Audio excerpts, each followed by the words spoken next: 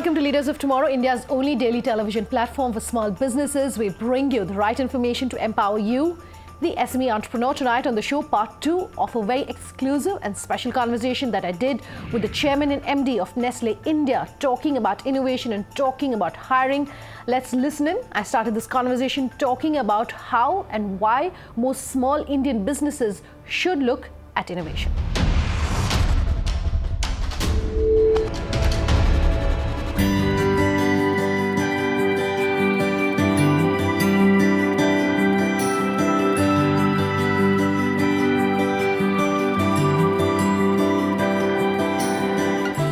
We talk very often about innovation in the Leaders of Tomorrow. In fact, over the past 6 years, we've been talking about the multiple aspects of innovation. Are you happy with the kind of innovation that you're seeing in the food space here in India? Do you think there's enough innovation for Indians and not just global brands like yourself that are perhaps bringing your innovations into the country? Look, I mean, talking of food, I mean, you cannot find a more innovative platform than India.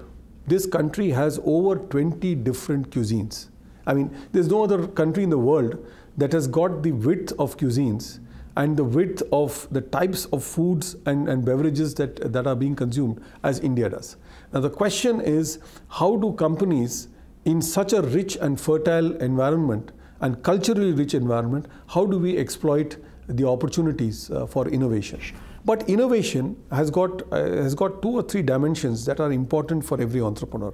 Number one, you have to be very clear that you must have a robust idea. Sure. It's not something that your wife likes or your husband likes or your son likes. It has to be standing the test in terms of the consumer insight that you're able to get from it. Number 2, it must have a sustainable, durable value proposition over a period of time. Number 3, you should have a plan on how you're going to use this innovation in order to leverage growth or profitability as the case may be, or both as the case may be. And number 4, you must have persistence.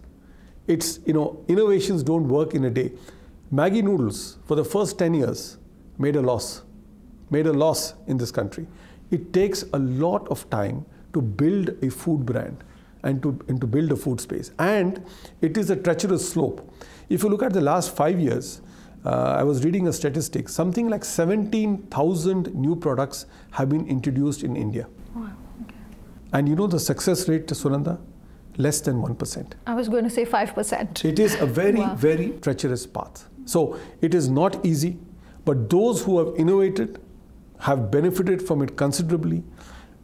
All I can say is that persistence, a plan, a proposition, and the right price value are key and important. And of course, last but not the least, I can say a bit of luck.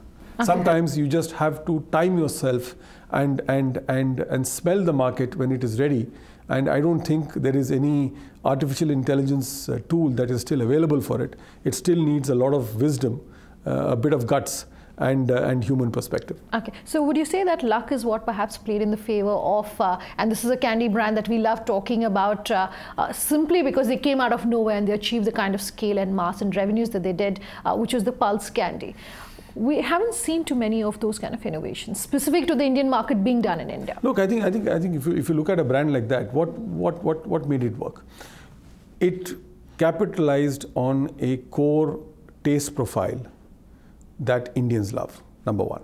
Number 2, it got it in a very, very affordable form, right?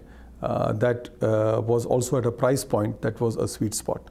And number 3, they were able to get the distribution and access for it absolutely in a very, very professional and a terrific manner. Now, clearly, any proposition that has got a sweet spot like this, why did Maggi masala noodles succeed? Because that masala hit a sweet spot.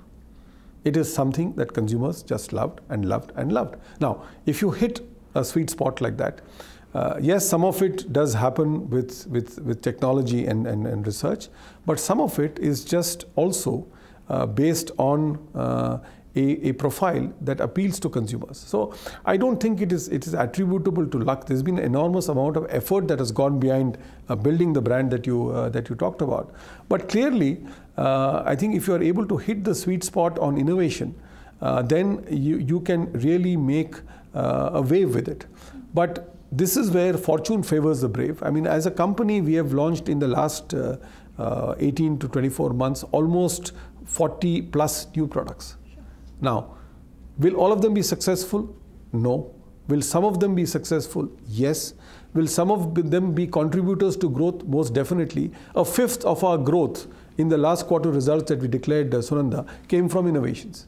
So I think it is an important lifeblood of the business, but you need to have a method to it, you need to have a process to it, you need to have perspective, and you need to have a risk-taking ability, saying, I will invest in this brand, I believe in it, and I want to continue it in the long haul. Too early, we give up in the game, and then we say, why is there no innovation? Okay. You're saying 40 plus new products. How many of those perhaps are you tweaking to be able to cater to Bharat versus India? For someone watching this interview to say, I'm looking at a pan-India footprint, should I be aware that the taste preferences, the pricing preferences perhaps are very different in these markets? Look, one thing, Sunanda, in a food business, you can think global, but you have to act local. The products that I produce for India are suited to the taste preferences of Indians. So I don't just lift and shift, that take one product from somewhere in a different part of the world, because we have over 2,000 brands. So as a company, we have got a surfeit of brands that we can bring in. The question is, what is relevant and how can it be customized to the Indian context? So whatever we launch, there is a good amount of consumer insight that goes into mining whatever insights we need in order to launch a proposition. Then one of the beliefs that we have as a company, since we are a long-range company, and I urge entrepreneurs to not just worry about the next quarter. I know they will have to do it for reasons of financing and results. But if you are in the food processing industry, if you are in any of the FMCG industries, it is a long haul. You don't start getting successes very, very quickly. So in that context, whatever we have been doing is, out of the 40 odd products that we have launched, some of them are doing extremely well. We don't need to make any changes. Some of them are doing moderately well. We will continue supporting them for a while. Some of them need to be put back to the drawing board. And I think that is the name of the game in innovation, that you have to accept the fact that not everything is successful. You have to accept the fact that some of them will be rip-roaring in terms of the impact that they make, and some of them will sink without trace. And sometimes they are the ones that you pin the most hope on. That is the challenge of entrepreneurship, and that is the challenge of innovation. You were talking earlier about technology as well as the effect perhaps that it has on jobs. We hear very often from a lot of big companies, especially in the tech space, to say they want to grow linearly. But my question to you is, as small businesses are changing, are adopting more AI, are adopting more cloud, etc., to move to the next level, to become companies of the future, what should employees do to ensure that they stay relevant? What should leaders of businesses which are small, or businesses like yours perhaps do, to ensure that they're staying relevant, because the technology that they're using and adapting is also then going to be what their employees are using? Look, I think, Sunanda, the question that you're asking me can be addressed at three levels. One level is clearly the level of leadership of the organization. The task of leadership is, in my belief, right, is the process of enablement of the next generation to be future ready. And I think that is the most important role that a leader of an organization plays. Yes, you deliver business plans and results and operations and excellence and execution, it's all fine. But if a leader does not look through the periscope and see what are the kinds of skills and competencies that need to be built in, shapes his own understanding of it, which means that he has to be part of that process in order to stay relevant, he will not be able to prepare the organization for the future. So that's at one level. Secondly, at the level of employees, I think we are going through, and I keep mentioning this to millennials, they probably are going to have the biggest upsurge and the biggest kind of volatility in terms of the scope, relevance, and the skills that they need to build up over a period of time. So I think staying relevant, continuous learning, and being on the ball in terms of new shifts that are happening in industry is an essential part of the employee and of the leader. And the third element is, I think, continuously investing in relevant technologies which might enhance productivity, reduce costs, and improve the efficiency of the entire value chain is an essential part of what every entrepreneur needs to do. Sure. And I think for companies like ours, I mean, we invest, for example, in R&D. We are the largest investors globally in R&D in foods, over $2 billion. Why do we spend this kind of money? Because science, technology, and evolution is happening continuously. And as a company, to stay relevant in the markets in which we are, you have to do this. And I think that's, in whatever sense, in a micro sense, that can be adapted also to small organizations. Time for a quick break, but much more on the other side. In conversation with Nestle, of course, talking about a whole range of issues for you, the entrepreneur. Do stay tuned. Back in just a bit.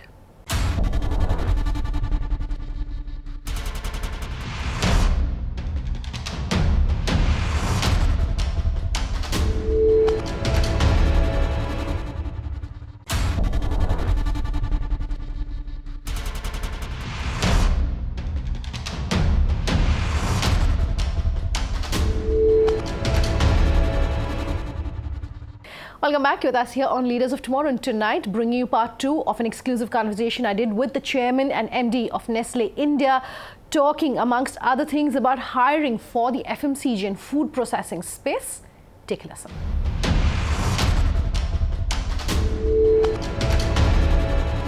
Speaking of employees, I want to understand from you, multiple reports, particularly one from NASSCOM that came out a few years ago, said anywhere between 15 to 20% of all students coming out of colleges today have the skill sets that they require for the jobs and the industries they're entering. How bad is it in the food space? I presume that you're undertaking a lot of training for your own employees, but is that the best case scenario for a small business that can't afford the cost? What does it do? Look, I don't want to get into a commentary here on the overall education system that we have as a country. But clearly, I think the model of learning that we have got, which is less application-based and more rote learning, is clearly producing people with a lot of bookish knowledge, but without the application capabilities of being able to apply it on the jobs. Sure. Which is where the 15-20% number kind of comes in. For many of us, in organizations, large or small, we have to have the process of unlearning and relearning. So with youngsters who come into the organization, there is a process of learning. There's also a process of unlearning, because some of what has been taught are not necessarily relevant or are not necessarily contemporary in the context in which they have entered the industry. So investment in people, investment in training, whether you do it yourself or for an entrepreneur to do it through third-party expertise, right, or outsourced expertise, would be an essential part of building the skill base. Because fundamentally, my own belief and experience, Sunanda, has been that more than 60 to 70% of your success will depend on the quality of people that you have. If you can have the greatest technology, the greatest brands, the greatest factories, but if you don't have purpose, values, and a good set of people, all that can go to dust. And I think this is where sometimes organizations tend to shortchange. When you have difficult times, we want to continue investment in advertising. We want to continue investment in technology.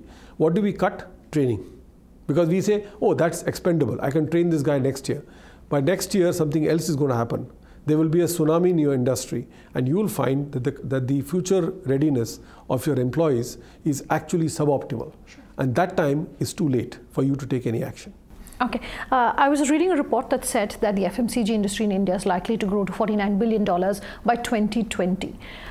If that is going to be the size of the growth, and it's been a phenomenal growth over the past couple of years, what perhaps are the 2 or 3 things that you would say that I think this is perhaps going to be the fast growing industry, or this is a trend that I see growing really quickly? Look, consumer goods industries, if you look at it broadly, Sunanda, they tend to track the evolution of GDP as well. Okay. So there was a time, for example, till about 2011, 2012, when the FMCG industry was growing very, very strong double digit. Then we had a period when it was more subdued. Now it is again back in the game. So 2016 was a relatively muted year. 2017 has been a strong year, double-digit year. 2018 and the results that have been declared by most FMCG companies have been fairly strong, volume-related growth, value growth, with sustainable profitability. So clearly, this has been a evolution of the economic profile and perspective of the country as well. What are the things that are clearly working for it? Urbanization is working. Very clearly, increasing participation of women seeking convenience is working. The millennial as consumers seeking new experiences, new product forms, that is working. Digital is working. E-commerce is working. Now, earlier the business used to be about top 50 towns. Today we're talking about tier 2, tier 3, the next 600 towns, the next 1,000 towns. This is working. Now, this economy is clearly on a strong wicket as far as consumption is concerned. And when consumption is strong and these secular trends are happening, I think it is probably a good time to look at consumer propositions and looking at the consumer goods industry. You've invested in a lot of businesses globally, but also here in India. I want to talk funding. Do you think that funding perhaps for small businesses in the food space is easing up? Is it becoming easier now than ever before for small businesses that are looking at companies like yours, either for strategic partnerships or for buyouts? Is it becoming easier? Look, I think clearly as a company, I mean, while for Nestle, Sunanda, I can say, in all honesty, funding has never been a problem because of the scale, reputation, and size of the company. We also seek very actively partnerships with small vendors, with small partners. In many stages, I think I'm very proud of the fact that through our sustainable sourcing, we actually invest in the skill development and the technological upgradation of some of our vendors and suppliers. Some of them have been with us, Suranda, for decades. And I think that's a matter of great pride for us as a company. And I think going forward, this would probably be an area where I see that in terms of a really good business idea, if it is well backed up with relevant evidence on its success profile, my own opinion is that probably the capability to attract finance or financing is not such a big issue. The question is really lies in execution. The question lies in walking the talk on the strategy in terms of execution over a short to medium term. That is where sometimes people either give up too soon or they take hasty steps in order to reach what they would reach in 1 year.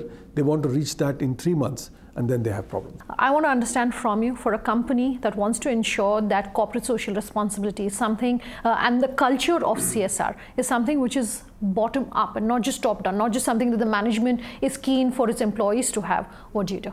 Look, I think Sunanda is a very good question on corporate social responsibility. We have, as a company, a set of initiatives we call creating shared value. And what we do is we link creating shared value to the purpose of the organization. So our initiatives are around water, around nutrition education, and around community and rural development, because we work a lot with farmers, we work a lot with extended communities. What is important is two things in CSR. Number one is it must be a felt contribution. You don't do it for the sake of hitting newspaper headlines or for the sake of getting great coverage. You do it because that is the purpose and value of your organization. Because you believe, as indeed has been the belief at Nestle for the last 150 years, that we will succeed only when the community around us also succeeds. This is not charity, this is partnerships, number one. Number two, I think the millennials who are coming in, and 70% of Nestle India incidentally is millennial. Millennials care more about what corporates and what companies do for society, rather than just the revenue and the profits and various other things. So we have an active encouragement program of our youngsters to participate in the CSV and CSR programs that we conduct, so that their own contribution and enhancement of this. So it is that they participate, they feel it, not just that I have said that this is important. And you're right that this is a two-way street, and those companies that do this sustainably and they do it over a period of time, I think they build not only corporate happiness, great karma, as I say, you do good deeds for society, good things happen to you, and finally a set of employees who also are sensitive, empathetic and connected to society, because that's what is the purpose of business. To be connected with society, to be connected with people, to be connected with happiness and good deeds with people around you. Let's wrap this interview up by talking about the role of the government in the food and the FMCG space.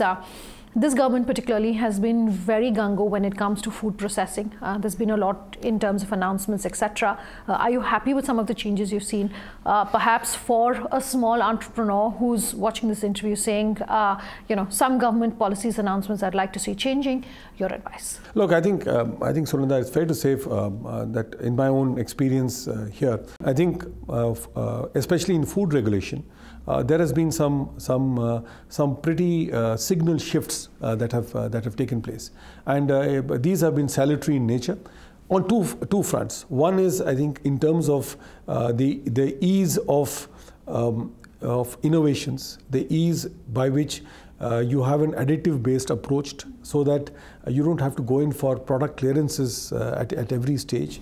I think that is clearly been responsible for the relatively good fortunes of the food processing industry. Secondly, I think, is the overall attitude itself.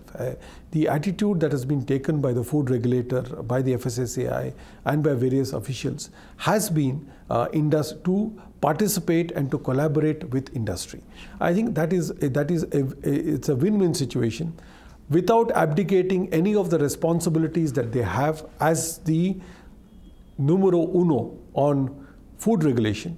I think some of the initiatives and some of the paradigm shifts that have been done are clearly beneficial for the industry. So I would really suggest that in the food processing space, now is probably the best time to accelerate. The food regulations are in place. There are finance is also not a major issue as far as the country is concerned. The government has just announced in their Make in India 2.0 that in the top sectors that have been identified, food processing is one of them. So clearly, for the small entrepreneur, there could be avenues and opportunities that present themselves for creating sustainable businesses. And I am, in fact, Sunanda, extremely encouraged by and positively enthused and inspired by some of the young entrepreneurs who are coming into the food space. I think they've got brilliant ideas and they've got a lot of energy and drive, and God bless them, because they can change the face of food consumption in this country. Suresh, thank you very much for your time here on Leaders of Tomorrow. Thank you so much. Thank you, Sunanda. Thank you very much. All right, that's our show tonight. If you have any feedback for us, we love hearing from you. Do keep your comments coming in. Here's how you get in touch. leadersoftomorrow@timesgroup.com is our email ID. You can also get in touch with us on social media. Tweet at me personally at Sunanda_J or LOT_ET Now. You can also get in touch with us on our Facebook page, Leaders of Tomorrow on ET Now. Thanks for watching. Have a good night.